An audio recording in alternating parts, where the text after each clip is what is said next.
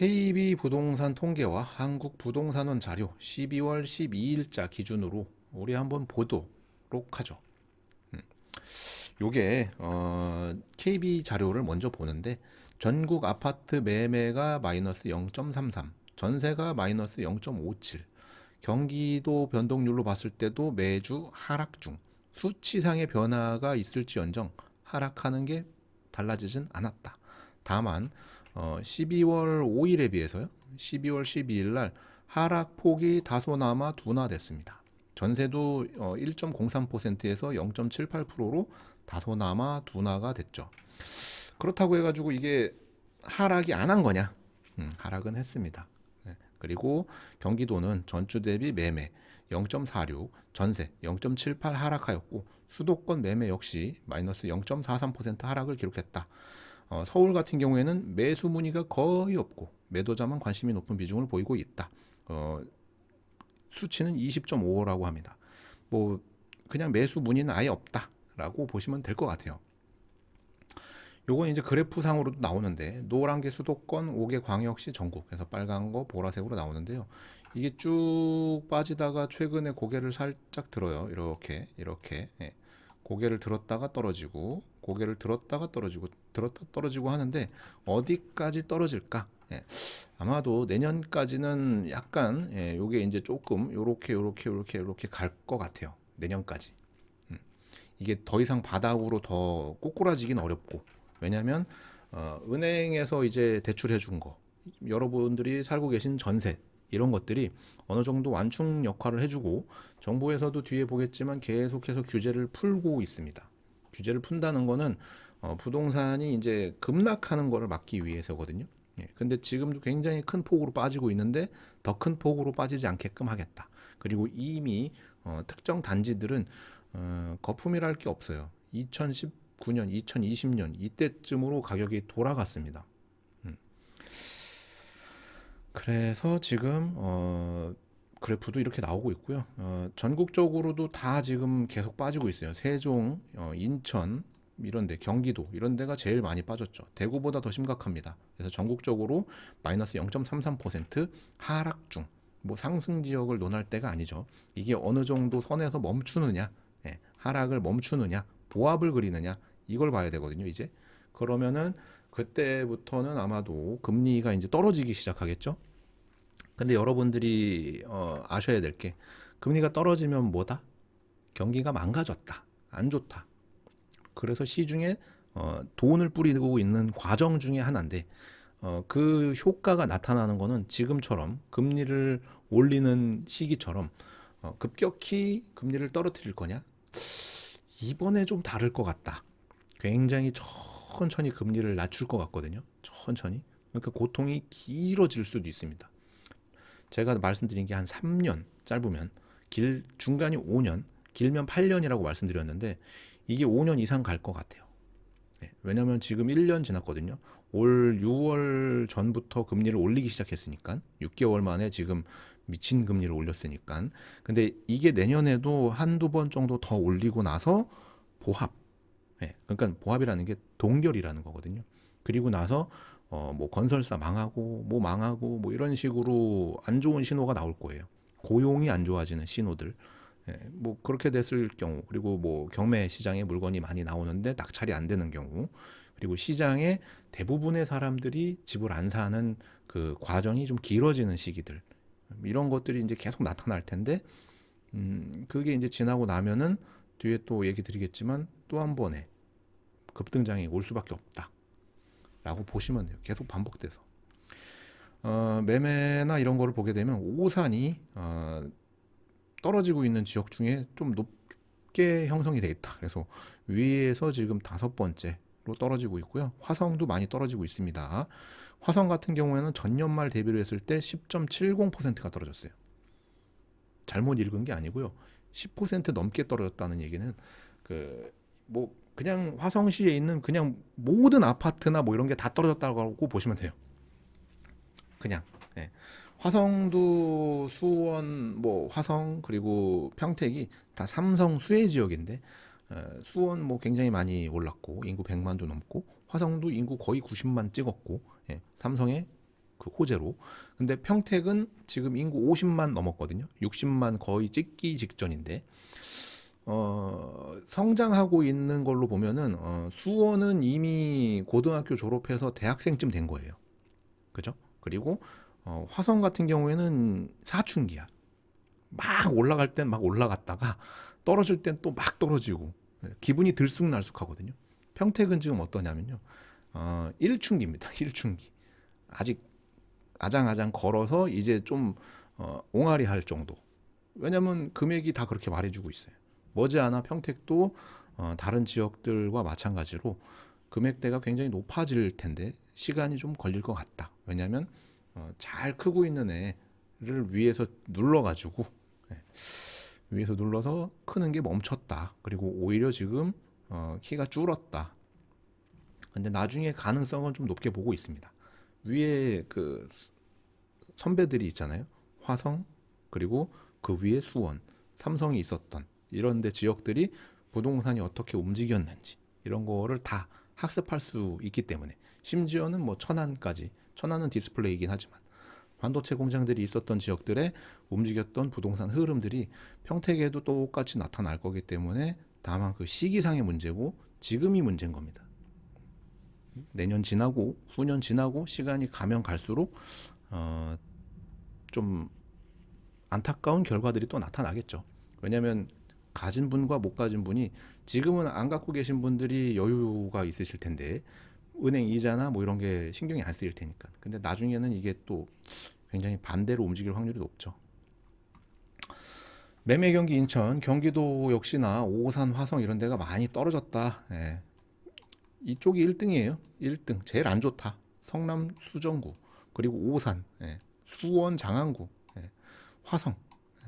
요런 데가 다 지금 요런 데가 다 삼성 쪽이죠. 여기가 5번째. 안 좋다.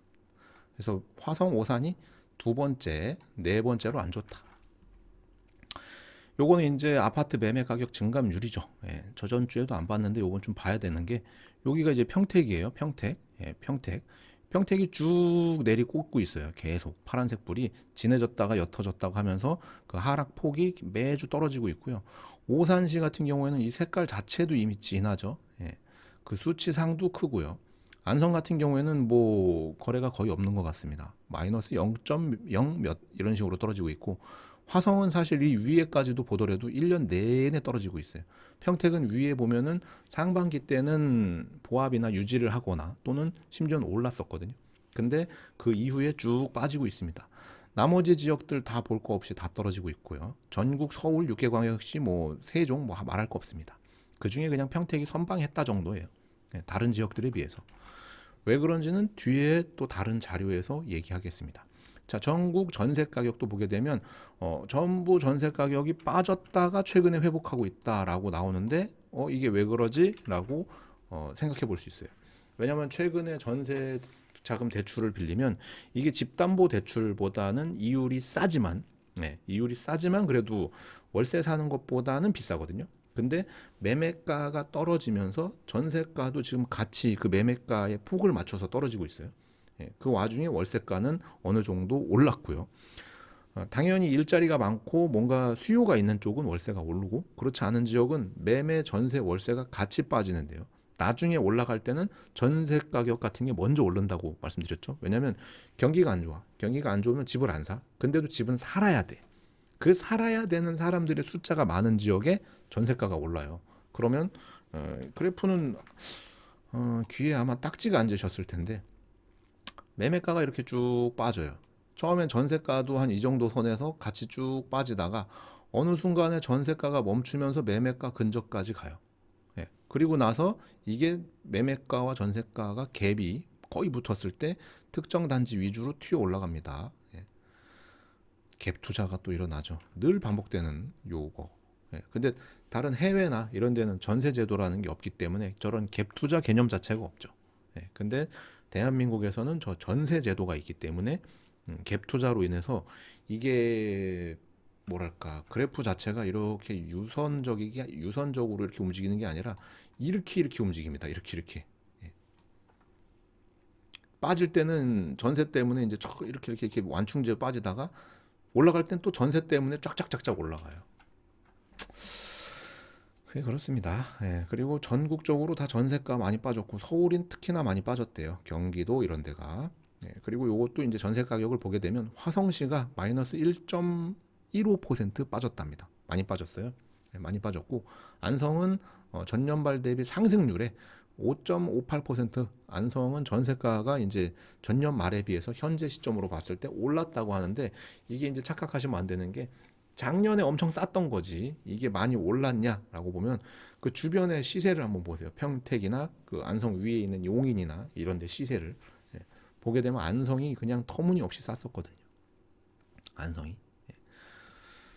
물론 뭐 아양이나 뭐 이런 데 지금 안성 내에서도 이제 신도시급으로 개발하고 있는 게 있는데 안성은 이제 제일 지금 중요한 거는 신도시를 뒷받침해 줄 수 있는 굵직한 일자리 그리고 어, 역을 만드는 그 과정들이 좀 있을 것 같아요. 그래서 안성에는 굉장히 긴 호흡으로 예, 토지를 보시는 게 맞습니다.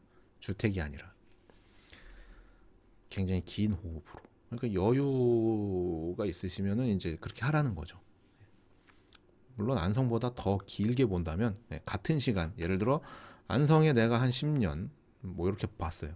근데 세종시 언저리에 10년 예, 요런데 세종시 언저리에 10년 있을 거면 잘 골라서 세종시 언저리로 가는 게 낫습니다. 세종시에는 틈만 나면은 이런저런 재료들이 쏟아져요. 그죠? 세종시는 아주 길게 보면 결국은 서울의 인구를 거의 500만 가까이 줄이고 500만 가까이 될도록 줄이고 나머지를 경기도권으로 분산시키고 해가지고 뭔가 인프라를 흩어지게 하려고 하는 거거든요.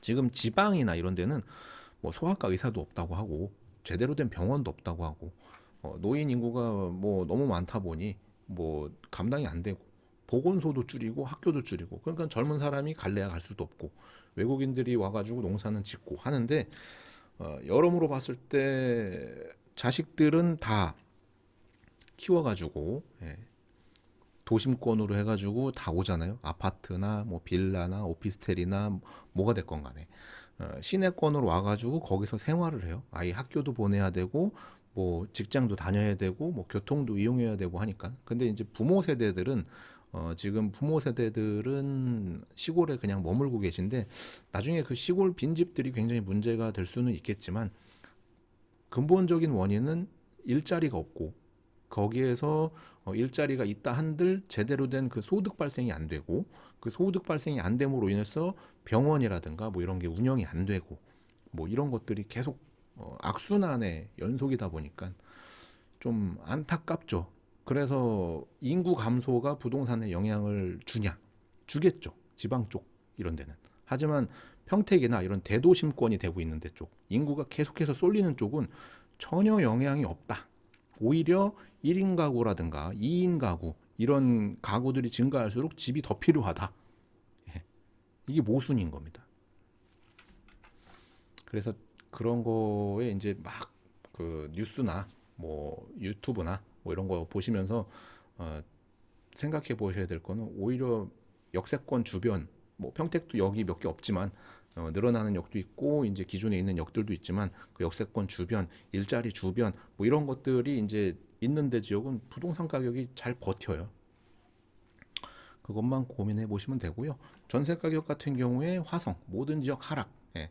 화성이 이제 전세가도 많이 빠지고 있죠. 매매가도 빠지고. 그래서 모든 지역이 다 빠지고 있다라고 보시면 됩니다. 그리고 요거 지금 여기가 이제 평택입니다. 평택도 전세가가 요 무렵부터 9월 26일 무렵부터 빠지고 있어요. 네, 빠지고 있습니다. 뭐 평균보다 경기도 평균보다는 덜 빠져도 다른 시 오산 뭐 오산 많이 빠졌죠. 화성 많이 빠졌죠. 안성은 이제 조금씩 빠지고 있고 그 와중에 이제 평택 꽤 빠졌다라고 보시면 되는데 그럼에도 막상 전세를 구하려고 시장에 나가면 비싸다고 느껴지시죠.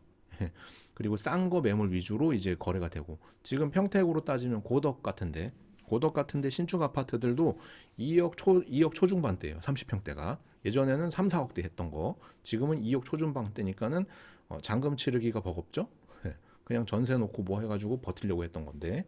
그러니까 있는 분들만 이제 가는 거고 심지어는 상가, 오피스텔 뭐 이런 것들 있죠. 주택 외적인 것들이 돈이 몰렸던 게 급격히 빠지다 보니까 그쪽은 지금 거의 초토화 수준이에요. 예, 초토화 수준입니다. 그것도 참고하셔야 되고 이따가 뒤에 또 말씀드리겠지만 함부로 그런 거 중견 건설사에 투자도 못해. 아파트 입주 예정이거나 뭔가 내가 뭐 분양받은 뭐 상가나 뭐나 이런 게 있죠. 그게 조금 중견 건설사들이 지금 좀 위태위태하니까 조심하셔야 된다.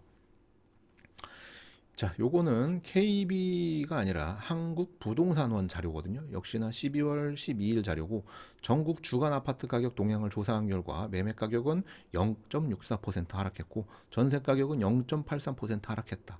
심각하다. 심각하다. 예. 뭐 여기 상승 지역이 두 개의 산하로 줄고 하락 지역이 늘어났다. 전국적으로 다 난리다.